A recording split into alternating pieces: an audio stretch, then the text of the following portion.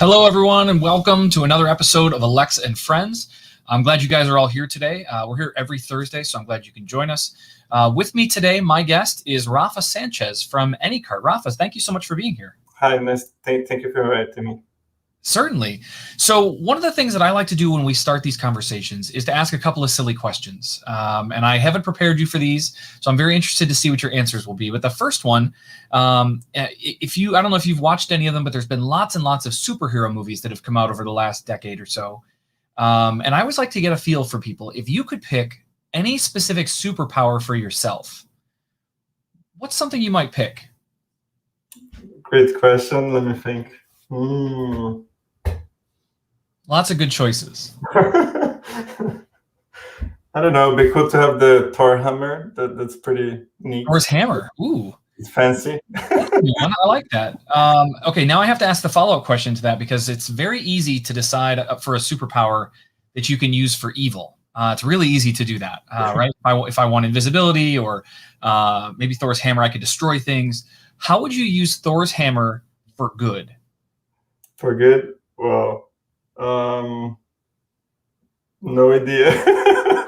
I'll just use it to go to a party. It's like show off. Nice. Oh, I like that. All right, cool. Just kind of a really cool accessory. I could see that. I like that. All right, I'm gonna tell you a little bit of a story, and it'll end with a question. So I want you to imagine you're in a large city, and you're on, let's say, 17th Street. You need to get to 18th Street. You're meeting some friends at a restaurant. And as you're walking down the street, you realize that there is an alley that you could cut through that takes you right to where you need to go. Your other option, of course, is to walk all the way down and around these big city blocks. So it's a brightly lit day. It looks very safe. You decide to cut down the alley. And as you get about halfway down the alley, at the end that you're heading towards, right in front of the restaurant, emerges a giant horse-sized duck. So a really, really large duck, okay? And he doesn't look friendly. So like any good human would, you decide, I'm turning around. This is not something I want to deal with. And you head back the way you were going, only to find that the end that you enter the alley in is now filled with 100 duck-sized horses. So really small horses. So my question for you is, knowing that you have to go one direction or the other, which way do you go? Which way do you think you'll have the most success getting out? I'm already at the back to the horses, right? Well, you're in the middle, so you can go either direction you'd like. Good question. I'll probably go to the duck. No, wait. It's hard. It is hard. Get smashed by the duck or smash some horses. I think I'll try to go back to the duck, I guess. Okay, so you're going after the big duck, huh? It's probably slow and I can time it right. Yeah, I think that's right. That's the direction that I would go to. But a lot of people, when asked this question, they choose the small horses, which I think is interesting. There's a lot of them. There's 100 of them. It's always a tricky question. I think they're fun and they're interesting to let people see how you think about these kinds of questions and what your reasoning is. And so thank you for taking a couple of minutes to answer my nonsense questions. Thank you. So, the thing that I'd like to do now, we will spend some time talking about Anycart, and I even have a video to show the audience to kind of share a little bit about that. But for all of us that are here watching, I'd really like to know kind of where you came from. And we'll get to who you are and what you do with Anycart, but I'd love to hear, like, where did you start? Where did you go to school? Where did you grow up? And what were some of the interesting jobs that you had along the way? Cool. Let me see where to start. I guess I was born in Brazil in a very small town, like 10,000 inhabitants, I guess. Okay. And then done computer science in Brazil. I think that's the engineering background. Where was there college in school? What school did you do? I've done college in Brazil. It's called Maringá University, State University in Brazil. Okay.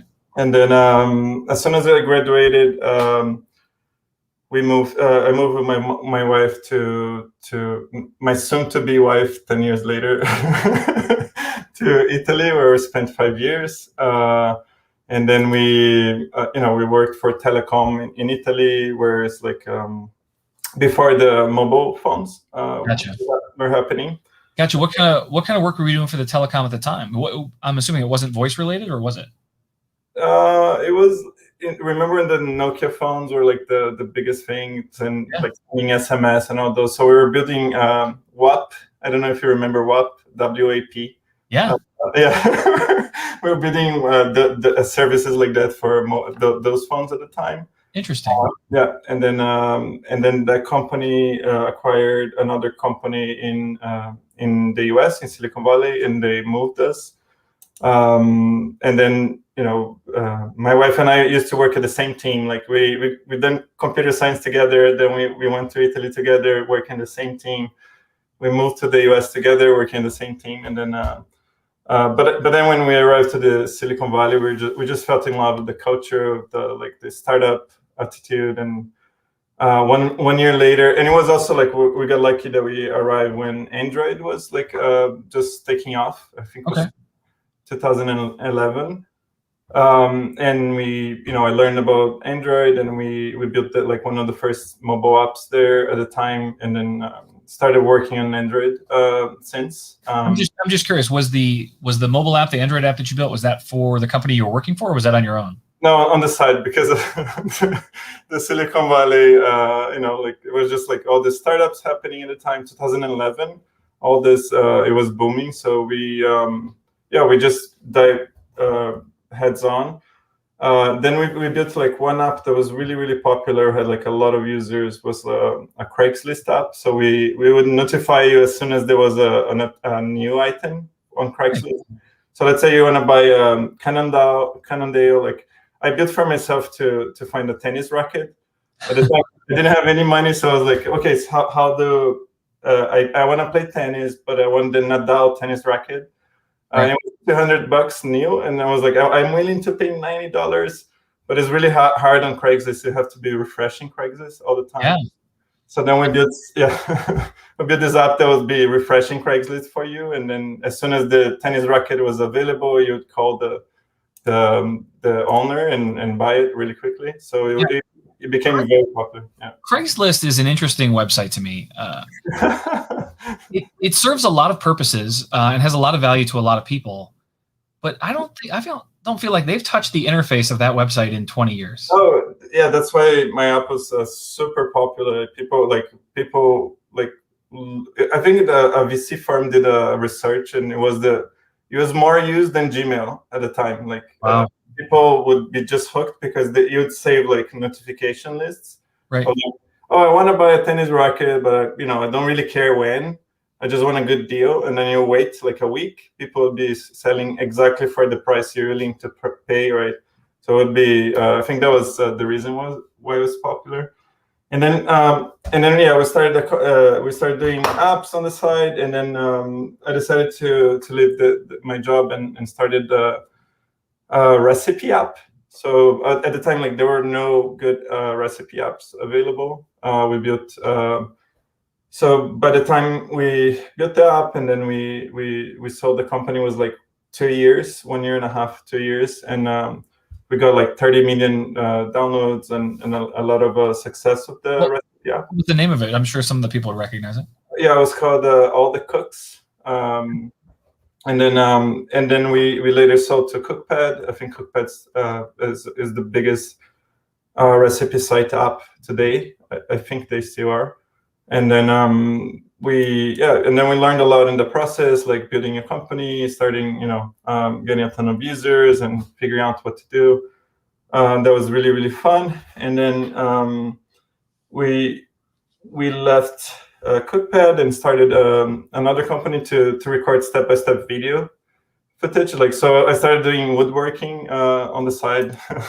Nice. It's interesting to me how many people are in the computer science world and one of their hobbies is woodworking. It seems to be, I think it's because it's so far removed from computers, right? It's working with your hands and building things in a very, very different way. It's interesting. Most developers are either on the side, they're a musician or they're a woodworker. It's very interesting to me.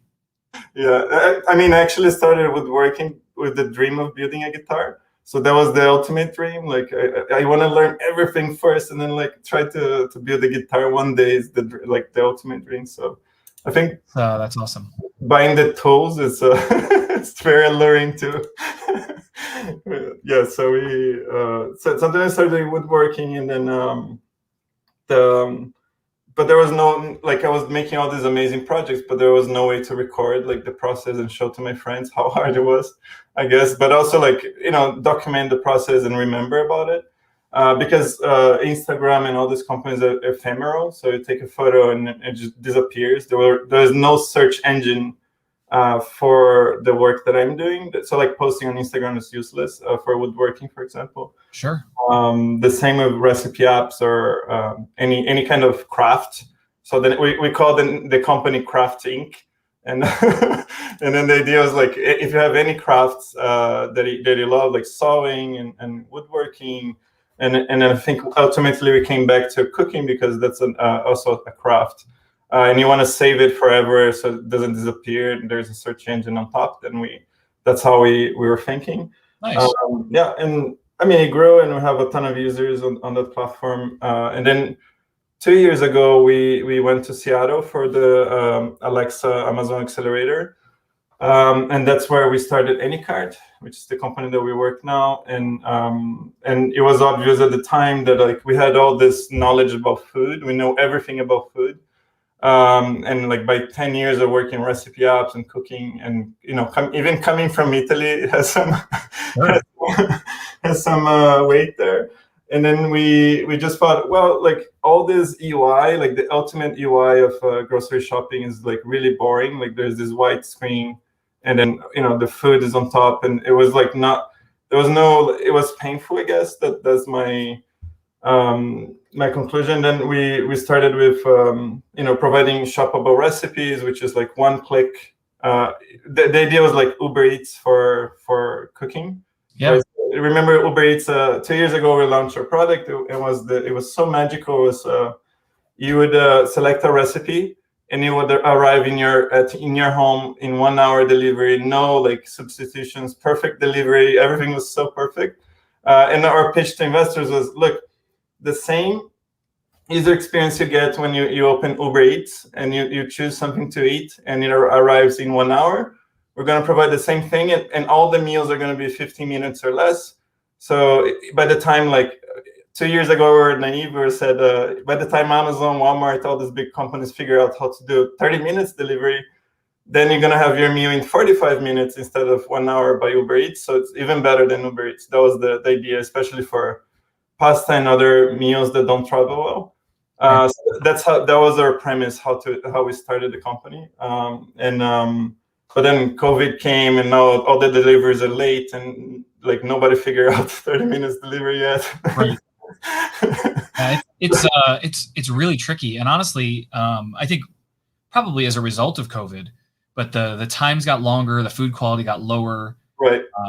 Substitutions are like a disaster. So it's like, it basically for my product that it didn't work. Our product broke with COVID because of you order a chicken meal, and if it's fast, then it's gonna be like the chicken's not gonna show up and all these problems. So we're like, okay, what do you do? Like we know everything about food. We know everything about cooking. How would the cook think about when they're shopping for groceries? So we extended the product after COVID. Got it. Well, hey, I think I have a video here that kind of gives a quick illustration of the Anycart app. I'm going to show that to the audience here real quick, and then we'll keep chatting. 1 second.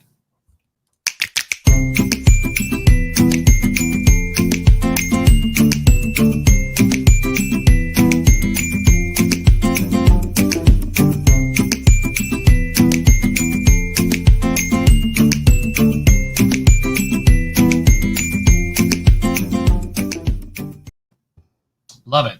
Very, very cool. Now, I live in the middle of Ohio. And a lot of times these kinds of clever apps for delivery and food acquisition don't always work in less urban locations. Have you guys, and I probably should be more knowledgeable about this, but where is your app available? Because I noticed there was a Safeway logo there in the app. So I'm just curious, are there specific locations right now that you guys support, or are you global? How does that work? Yeah, that's that's a great question. So you can consider us like an Expedia of grocery shopping. So we connect to we integrate directly with the local stores' inventory systems, and then like the idea of the app is like we inspire you to shop recipes, providing easy recommendations, filtering for various dietary needs. Like if you're vegan, you don't want to see meat and things like that. So personalization is like the top priority. Like we're still very early. We launched 3 months ago, only like public launch. So like the feature set is not, it's still moving really, really fast. So. Cool. And so just to help differentiate this, because I know there are people that are probably familiar with some of the mail order recipe services, right? Where you plan ahead and you order something and you get it 4 days later and then it's all packed in ice or whatever. My understanding and my experience with Anycart so far has been that this is more real time. This is, hey, I want to make this meal tonight. I'm going to get all of those groceries delivered to me in order to make this specific recipe right now. That accurate? Yes. So the way we built this, I mean, very technically speaking, I think that you guys have a lot of developers on the call. So for engineers, if it's 5 p.m., you're in the elevator and you're like, in Seattle, like people who works in the big skyscraper, the pitch was always like, you're in the elevator, you're like, oh, I need to eat tonight for my family. I don't know what to do. And then you click like 3 buttons, like I want this recipe, this recipe, this recipe. We only show you options that are currently fully available in your local store right now in your zip code, right? So we remove, everything disappears, right? So let's imagine if you are in Uber Eats, which is a very popular app, and you're in the middle of nowhere, and there's only Papa John's and a McDonald's, right? So the same idea, like you're still hungry and need to eat, and you're gonna order online anyway. So Anycart is the same thing. So whatever is available in the local store, we are gonna like filter everything out and give you only those results. And it's once you add to cart, then we place the order of the retailer and they do delivery and fulfillment. Got it. Very cool. And does this sometimes spread across multiple grocery vendors? Like, is it possible that I may have to go to several stores to pick up the things that are necessary? No, I mean, no. We filter out only by store. So like you can shop, you can shop the same recipe in different store. We don't care about the recipe that matches with multiple stores, and that's the core tech that we developed, basically. Gotcha. Yeah. And so and you can share or not share as much as you'd like, but I love kind of unpacking how some of these things work. So are there APIs available? How are you directly integrating with all these stores? Yeah, so like when let's say Instacart, for example, when they started, all the stores didn't have their own like e-commerce site. Right. So these days, like Whole Foods, they have Amazon, Safeway has their own .com, Walmart has their own. So all the major grocery stores have their own e-commerce. So definitely, like all of them have to have APIs to be able to sell online, right? So sure. Yes. Got it. Very cool. As I think about this problem as a developer, that's one of the first things that stands out to me is like, how in the world do I know if they have any carrots in stock? But that's excellent.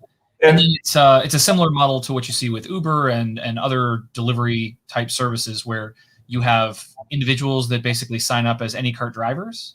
Right. Oh no, we don't do the delivery. Oh, okay. So the stores themselves handle that. Yeah, most of the stores either they do themselves. So, for example, Amazon does themselves, or Safeway have a pool of possibilities. Some companies use other third parties. Yeah. Very cool. I like this a lot. So we've really just talked so far about your mobile app, the Anycart app, and kind of how this stuff works. How does that translate to voice? Because obviously you're part of the Alexa Startups Fund. I'm curious to know, like, what does the experience change, or what are at least from a technology perspective, how are the things different when you think about doing it for voice versus an app? Right, and that's funny, right? Because how did we came up with the Anycart idea inside of Alexa, right?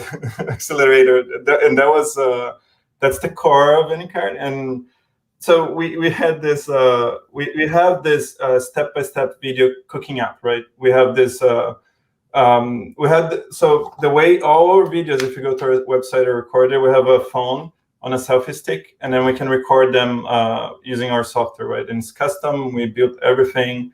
So we were in Alexa Accelerator, and we were like, what's the biggest thing that we can do today, like that would impact millions of people and be really neat using this ecosystem?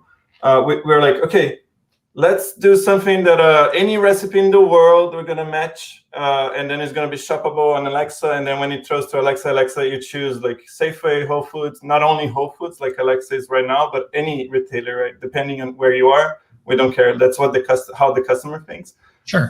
So for us, that was the no-brainer.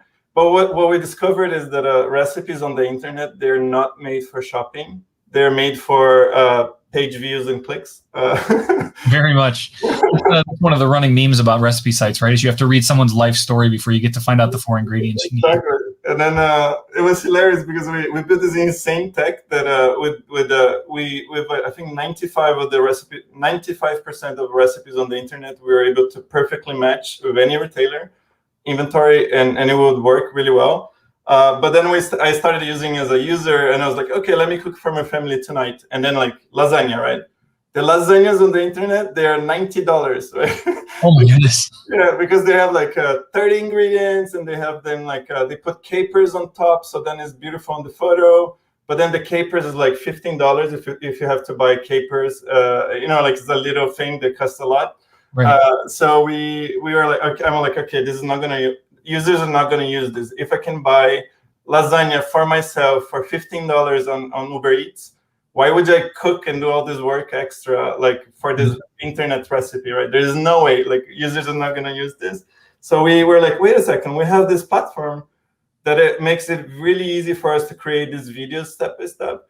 So then we saw this massive opportunity in like creating content for shopping. So we started creating like 2 years ago. Now have thousands of these videos that are made for shopping, for full-size packs and things like that. So we have cooks who are really good at like saying, okay, this recipe is shoppable. We're gonna use as less ingredients as possible. The quantities are gonna be matched to bigger servings and so on. So we really specialize. We saw that gap in the market, and that's how we started. Like all the best shoppable recipes shoppable on Alexa on any retailer. That was the big vision.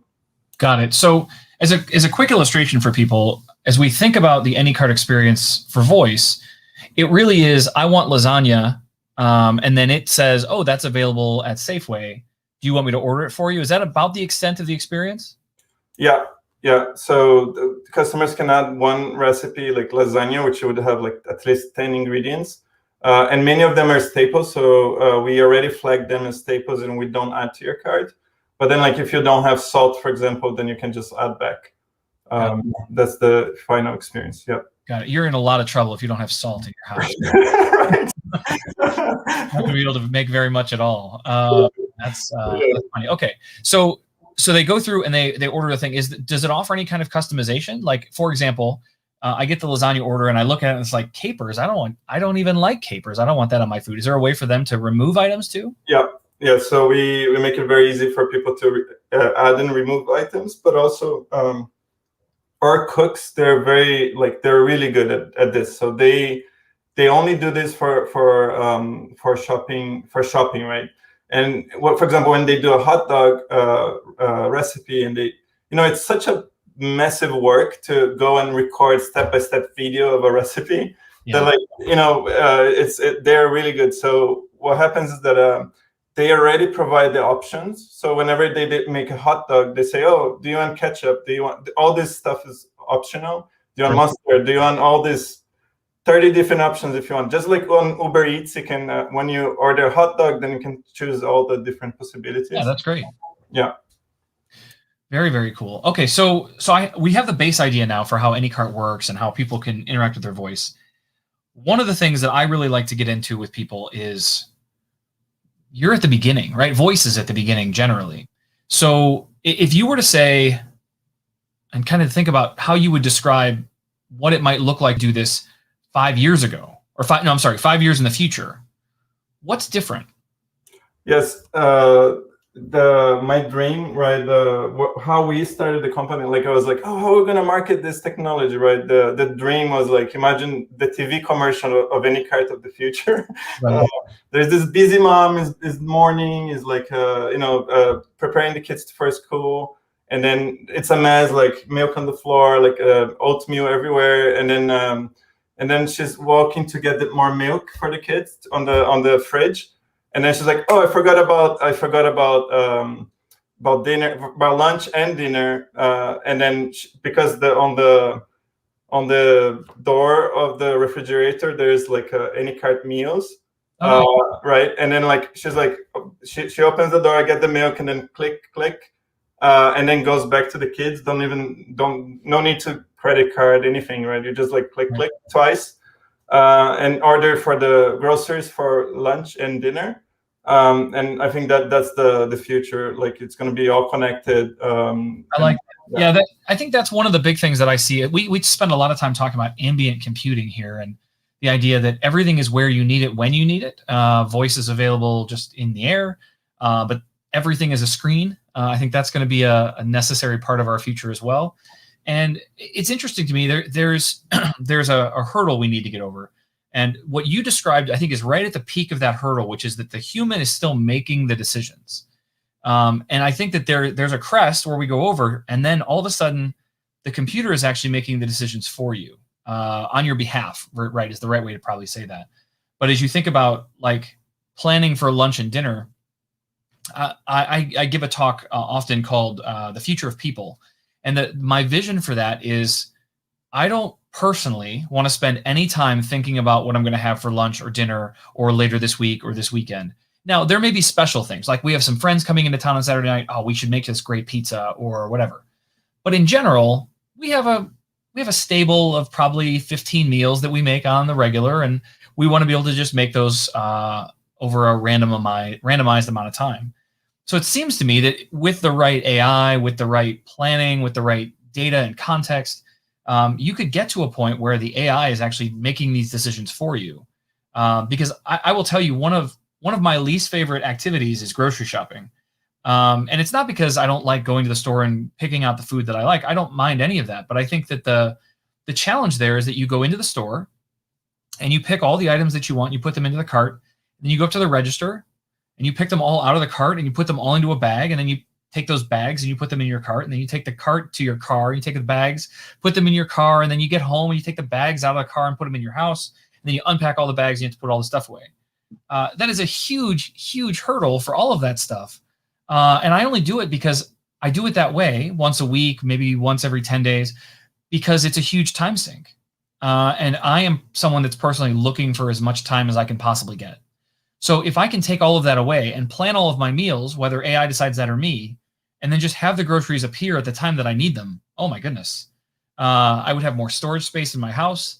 I would have fresher vegetables and meats and stuff like that because I'm not saving them for 5-7 days. There's a lot of opportunity there. That's exciting. I like that. Yeah, it's exciting, but it's funny because I think people get very, very excited about that future, but they forget that, like, for my mom, it's the best time of the day to get out of the house, go to the grocery store, get inspired by all the possibilities, and like it's I think it's still the UI UX of like shopping groceries online is very like transactional. It's not like a real inspiring. That's why we started Anycart, because like for my mom, like I asked her, yo, wouldn't it be great if you could do all these possibilities? And she's like, no, I want to go to the store. I love it. I go, like if I'm walking to the lemons and I see the apples and the bananas already, I mapped already in my head, like my route. And I go there, and I sometimes I get inspired by something else that's fresh, and I can say it's fresh. So like, it's unbeatable, like Right. the UI UX, right? All the other problems that you're saying, like when you go to checkout and then the bags, the plastic everywhere, I think that's a massive problem. Right. But where we are focusing is like, how can we make that UI UX more bearable for my mom? So for example, one thing that we do, we call the teletransportation. So imagine on a grocery store, you're walking towards bananas, and then you can already look at, like, on the side of your eyes, you already see like fresh apples that you haven't thought about, and you also see all this other stuff on the right side, right?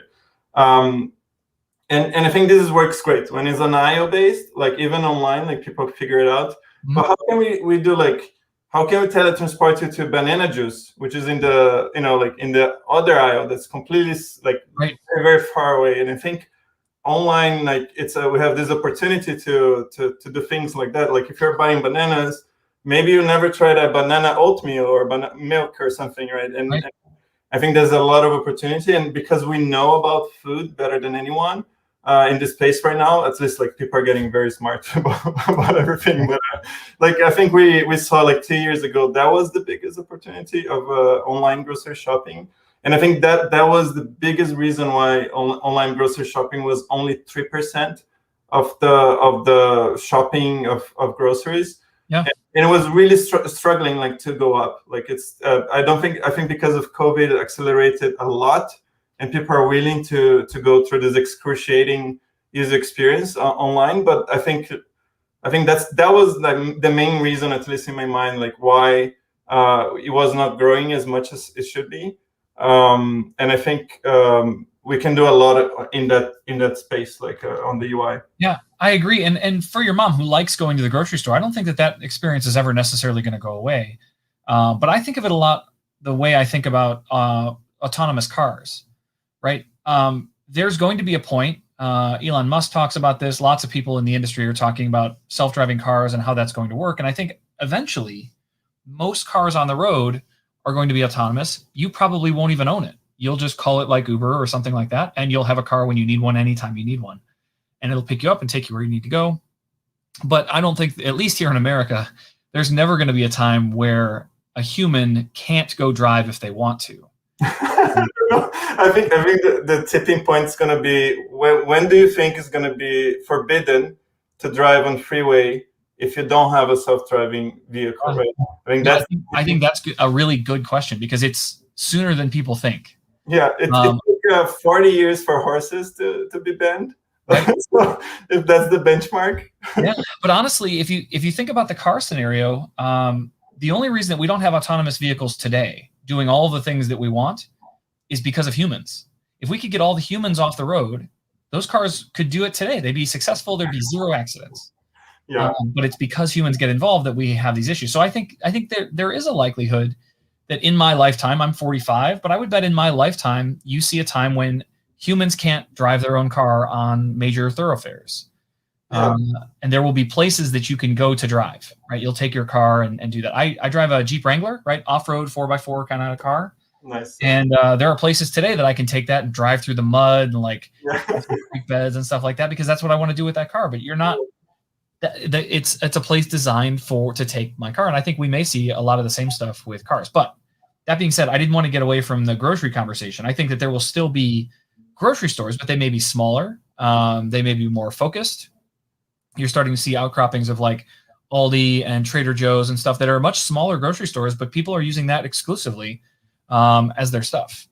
Some of the comments just said, humans ruin everything. If I don't get credit for that quote, I would appreciate it. I'll take it. But when we think about the online grocery experience, I agree with you. I think it is challenging. And there is so much to be gained by going to the store because you find things you wouldn't otherwise. But I love the story you told about matching all the banana things together and being able to surface those to a user through a clever interface. I just had this experience. So my wife is the primary grocery shopper in our home. And I went with her the other day, and we needed some of the small pudding cups that you get for kids in their lunches, like, elementary school and stuff. And she goes, we forgot those. Can you go grab them? And I was like, yeah, I'll go get them. So I'm looking down the aisles and looking at the big signs, the big headers. And there's one aisle that says like baking, sugar, pudding, whatever. And I was like, oh, pudding's in this aisle. Cool. So I roll down that aisle and I'm passing flour and powdered sugar and all these baking supplies. And then I get to pudding, and it's like the powdered boxes of pudding mix, right, that you would make pudding with. And I looked around and there was nothing even related to the pre-made pudding cups that I was looking for. And so I went down a couple more aisles and I found it was like with granola bars and other kid snacks. And there was a big sign right above that section that said pudding. And I took a video of me standing in front of the pre-made pudding stuff with a sign that says pudding over it. And then I turn and show the big sign that shows the aisle that the pudding should be in, and they're not even close to each other. It's a very broken experience because they don't want to put those products in 7 different places. But you also are in this world where like somehow that made sense to put these kinds of things together, even though pudding is also somewhere else in the store. Very confusing. Yeah, it's a pantry, right? And everything goes through the. And the problem is that the opposite also it's terrible, right? Because let's say I'm so we developed this tech, and when we created the hypothesis, it was so obvious. We're like, okay, we're gonna guess what's your next item. Right, every time, and then we guessed, like we simulated and we created this insane AI. We created like a massive simulator. It took us more time to build the simulator than the AI, and then we like really nailed down everything. We were like, okay, we can guess with 70% of accuracy what's going to be your next item, like every single time, right? Wow. And then I started using them. Like I search for milk, and it gives me meat. But as a user, I was like, wait a second, this is weird. Like, why? It feels unrelated somehow because I'm in the milk section. I want to see more milk somehow. Like, it's better user experience. And I'm okay with searching for meat when I need meat. Right. But I always, 100% time, I buy milk, eggs, and meat, right? Every time. But it still annoys me that I see meat every time. I don't want the computer to tell me. I don't know. It feels weird. Right. So I mean, I feel the same way even about things on Amazon. Sometimes I'll buy something or look at something and they're like, hey, here's some stuff you might be interested in. I'm like, yes, I'm interested, but I don't want it. I completely agree. So I did get a couple of questions in the chat. People were looking. They're very piqued by the interest in Anycart. Is there an Anycart Alexa skill today?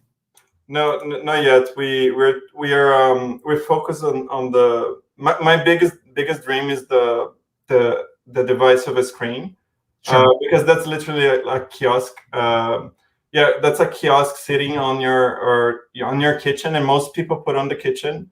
And the dream is to create this multi-retailer grocery shopping experience on Alexa.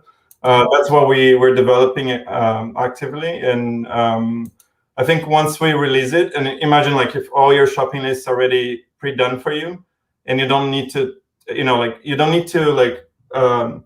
make queries because we already know, and all the like extension of your grocery shopping.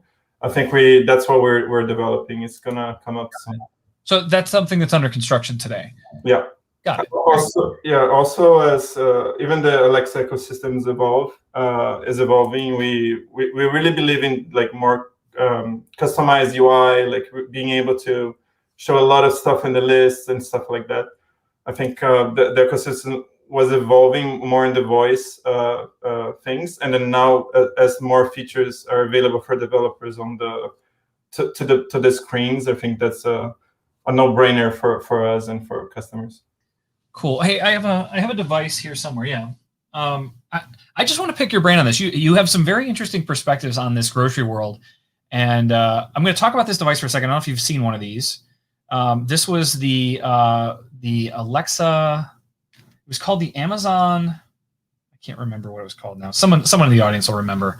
But it's a device that's magnetic. It has a button on the back, and it has a barcode scanner on it. And so the idea was you'd stick it on your fridge, and when you ran out of something, as you pulled it out of the fridge, you would just scan the barcode with this thing, and then it would add it to your cart so that you knew that you had just used it all up. The problem that I'm getting to is, have you given any thought? I have to imagine you do, because this is the driving force behind getting a lot of the food into someone's fridge. In a perfect world, if you could draw the perfect scenario, how would it work for people to be able to instantly create a grocery list as they consume things, right? As I run out of an item, somehow a system instantly knows. What are your thoughts on that specifically? It depends a lot if you have a screen or not, right? I believe in the screen one more. Like I think the voice UX that we I believe in the only voice on the car, because I'm bored that there's nothing for me to do. And then I'm willing to go through this, like, hey Alexa, add to milk to my cart. Hey Alexa, add this to the cart. And then like doing a mental shopping list makes sense. Still, the checkout is not, like, it's not great yet, I think, for only voice. But I think there's a lot to be done on the car experience. And I think on top of that, also on the car, you could do things like, I want to cook this for tonight that I cooked last week, and things like that could work really, really well. For me, the best of the best is on a screen on a fridge already knows what's there, because it knows my shopping list, it knows what I bought last week, order by the last bought items, right? And then it can. I don't know. I don't even think we need like a camera inside of the blah blah blah. The users are not dumb. Like they don't need to know, like, if they don't need the computer to tell them that the butter inside is rotten or something. I don't know. Like I don't. Sure. Yeah. What I want is like, and it's not for me. I agree with you. I think that generally users are smart. The problem is that we have these tiny humans that live in our house that are not that smart and not that helpful. And so, my son will use the last of the milk and he'll throw it away. And we get to the grocery store. I'm like, I'm sure we have milk in there. I know, I just saw some, only to find out that in fact we do not have any milk, because he decided to have 2 glasses of chocolate milk right before bed last night. So like those are the kinds of nuances. Again, I mentioned earlier, I'll take the quote, humans ruin everything. But I believe that a lot of the interesting smart home and helpfulness apps that we have, a lot of them work really well if you're the only person in your house. I have been known to argue that smart bulbs are a horrible idea unless you live by yourself. Then they work great. But my wife, who is not, I mean, she's tech-minded, but she's not like me. She will frequently go over to a lamp and turn the lamp off with the actual knob on the lamp. Well, that doesn't make it a smart bulb anymore, right? And so those little like human interface things just absolutely drive me crazy, because it could be so great, but you have to have everybody playing the game in order to get that to work. And so that's the same way I feel about the grocery stuff. Is for me personally, works great, but the moment I have to remember whether or not my kids ate something or didn't, that's where it gets really challenging for me. Yeah, for the kitchen specifically, I bought one of those really expensive like fridges, like the Samsung with the camera inside and all these things, like, and then the only thing we use it for is Spotify, and so we have this really expensive and then also I would think in your business though, that's probably a tax write-off, right? That's recent. Right. Right. But for the one thing that is really useful is like when you're in the store, you can connect to your fridge and see what's inside. Yeah. Those kind of things are going to be really useful if that's commoditized. But aside from that, I think like having your grocery list on your kitchen would be so useful. And no checkout, like if I don't go back and add more things in 20 minutes, then it just checks out for me and chooses a time that I'm at home. I think the checkout experience is really broken right now for grocery shopping. It is, and I think a lot of it comes down to the same thing that I talk about with Alexa all the time, which is that context. You kind of mentioned that, when I'll be home. Well, now it needs to know when you will be home, right? It's a Wednesday. I think you're here. Maybe you're not, maybe you're normally home. And it's either keeping track of its own calendar for you based on when it thinks you'll be home, or it's actually using your real calendar because it says, oh, she has a doctor's appointment today. I want to make sure that I don't deliver the food while she's away. But in all those cases, we have to somehow convince users to give up that context, right? Let them know when we're going to be there and when we're not going to be there. And I think that's the future. I think that's where we have to go eventually. Is there has to be so much utility, so much benefit in being able to do those things. And like you described very early on, the mom that was rushing around in the morning, spilling things, and she just tapped a couple things on the fridge and walked away, and then those groceries show up later. I think that utility is going to be remarkably awesome in the future. But when we really lay out all the steps that are necessary for that thing to really happen, well, she had to already have an account. She had to set it up. She had to have a credit card on file. There's like 19 steps that had to happen first before it's awesome experience. But it's insane. Like if you think Amazon, right? Like it has cashierless stores, yeah, and you can walk in and walk out. It's amazing. I think like there's still people like in the cameras like trying to consolidate by hand later. But I mean, it's amazing, right? As a customer, that's the best user experience in the world. Yep. But then like you go to online and you have to do the line because you have to go to the stupid checkout page every single time, and then it's slow and you wait, and then you see you have to confirm your address, confirm the time, and all this, and then press checkout and wait again to see if it worked. And you know what I'm saying? Like, and online doesn't work. Like if we had the same online where like you trust the system is gonna, I think for groceries, that's a repeatable thing that you do every time.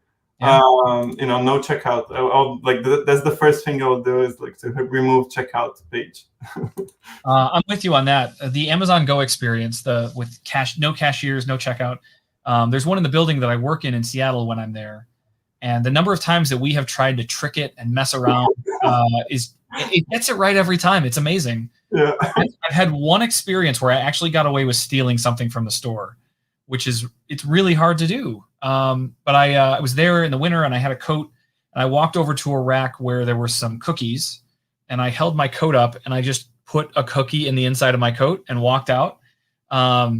Somehow it didn't register that. I've done that similar experience before, and it very much knew exactly what I bought. But we've taken candy bars and moved them to other parts of the store and like hidden them in like the shelves and stuff. And then you come back the next day and grab that candy bar and again hide it inside your coat and walk out, and it still knows exactly what you took every single time. It's amazing. That's insane. Yeah. Yeah. I mean, for me, we tried 2 years ago when we were in Seattle, and I think the product was much newer. Whenever my son would come, like you said, right, like he would come with my tag and we got in, and then he would make a mess. Those times would take like 31 hours to consolidate. Right. But it was always perfect. So definitely. That's good. The other thing we used to love to do, and this is where that perfect user experience comes in, we used to see how fast you could get in and get a meal at the Go store. So you had to get a sandwich and a drink and get out. Wow. And one of my colleagues did it in 6 seconds. Wow. So entered the store, got exactly what they wanted, and we're out in literally 6 seconds. You're not going to do that in any other store. Yeah. That's the dream. I don't know. Yeah. Well, I'm excited to see what you guys continue to show here with Anycart. I think this is an exciting model, and it's something that I certainly am interested in taking advantage of, because the number of times that I just don't know what to make is it's easily counted on 2 hands. So. This has been fantastic. Is there any other innovation or technical work that you guys are doing that you'd like to share? For us, we just launched our native mobile apps on Android and iOS, and both are super new.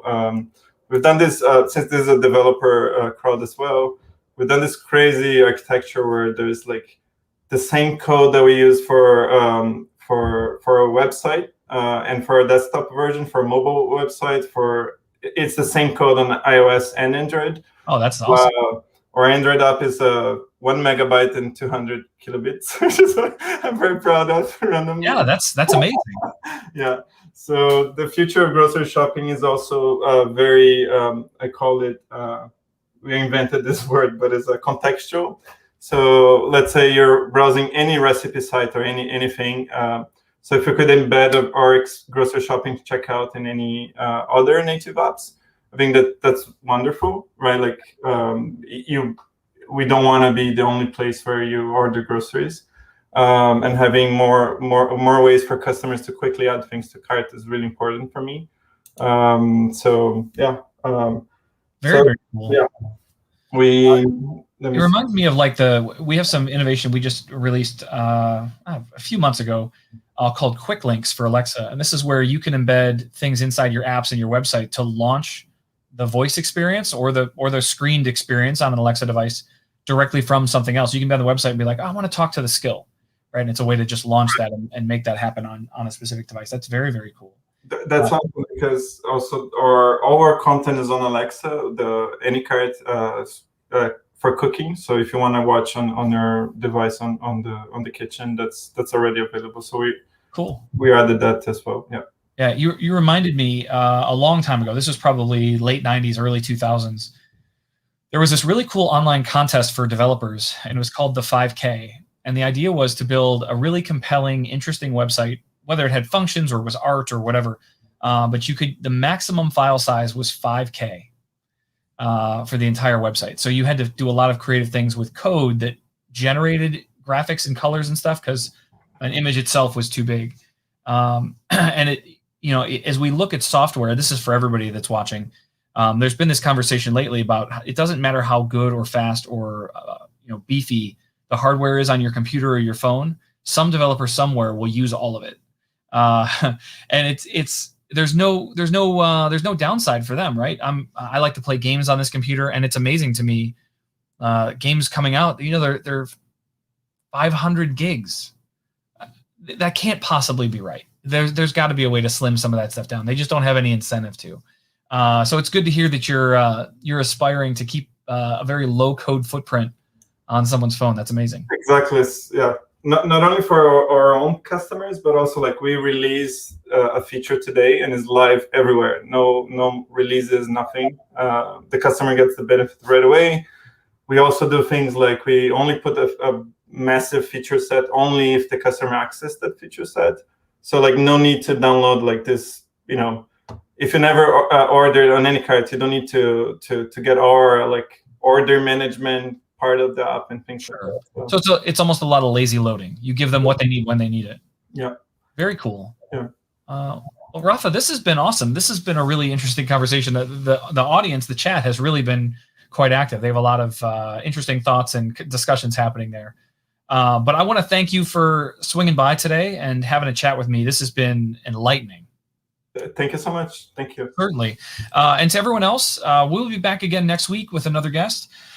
So make sure to tune in. Also, this conversation with Rafa, if you guys aren't aware, we also have a podcast. And so this entire conversation will be available on our podcast very soon. You can find that at alexa.design/podcast.